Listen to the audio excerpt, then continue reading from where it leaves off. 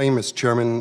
Thank the panel for taking the time to be able to be here today as well. It's interesting being able to hear the stories from the different states, from Nevada to Montana to Idaho and into Utah as well, in terms of being able to come up with plans that actually work for our individual states. I come out of the state of Colorado.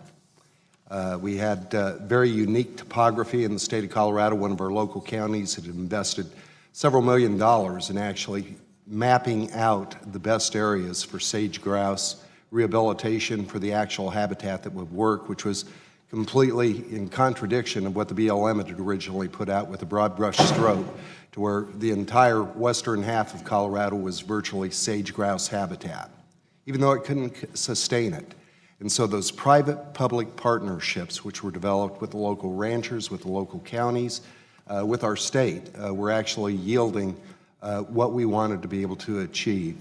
And certainly applaud the efforts that we're seeing in our state. And as I listened to the conversation, it seems that the debate isn't about so much species rehabilitation as should the federal government make the determination, or should the states be able to implement some of those policies. And I think a sensible person would certainly step forward and say, if we want to be able to achieve the goal, let's follow the best route. And when Mr. Goycochea, when you were talking about the fire that broke out in your state, you'd had the ranchers apply to be able to actually get in to graze, to be able to create better habitat because you'd had good moisture growing. What was the policy of the federal government? How did that impact ultimately the habitat of rehabilitating the species? Thank you. So, Mr. Congressman, when you're 87% controlled by the federal government, you find yourself a lot of times asking, Father or Mother, may I? And that is what happened in this case. There was not the flexibility to go beyond the term permit, even though the range conditions showed we have a high fire risk here. There was in no way, shape, or form was there going to be resource damage by allowing those livestock to stay. The Bureau of Land Management is afraid of litigation. They have been litigated time and time again. They don't want to step outside. They don't have the flexibility, and these plans are not giving them that flexibility. So when they said no, the cattle moved on, and 30 days later, we had 220,000 acres of black. You know, I'm a small business guy, and in terms of having the flexibility, that was one of the issues that we actually had in Colorado. Unfortunately, when they were revisiting the plan, some efforts were made in the original efforts to be able to incorporate some of the Colorado ideas, but they were discarded for consistency of a one-size-fits-all program.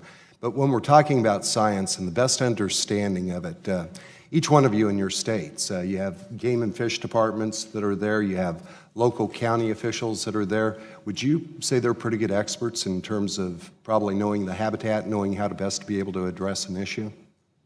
Mr. Goycochea? Yes, sir, absolutely. And when it comes to firefighting as well, your state and local departments, those volunteers in Nevada, the Nevada Division of Forestry, we know the best. We know the conditions on the ground. We know where to make that stand. We know who's grazed, how long they've grazed, when they've grazed, where the natural breaks are. If we don't empower the locals and the state's agencies, we will never get ahead of habitat loss. Director Byrd, Speaker Bedke, would you speak to that as well? Yeah, I would just say, agree. We do a good job of managing wildlife in the states. That's what we do with our wildlife agencies. And so I wish you could come and see some of our local meetings with the local landowners, the agencies, the sportsmen, and all those folks who are involved working together to come up with priorities for projects in their area. It's an amazing thing to watch. Congressman, many of us had been in these types of meetings before, and we did not want to go through the frustration and disappointment of having the wrong people in the room at the start. So we went out of our way at the beginning of the process to make sure we had the right people in the room, the right scientists. Again, I referenced earlier, Mr. Conley is the standard. He wrote the sage grouse guidebook. He was in the room with us. We, again, did not want to have happened. What has ultimately happened is that we would look back at our process and say that it was deficient in some way, and therefore we got to start over. We went to great lengths to have the right people in the room all of the time. And my time's expired, Mr. Chairman. Thank you.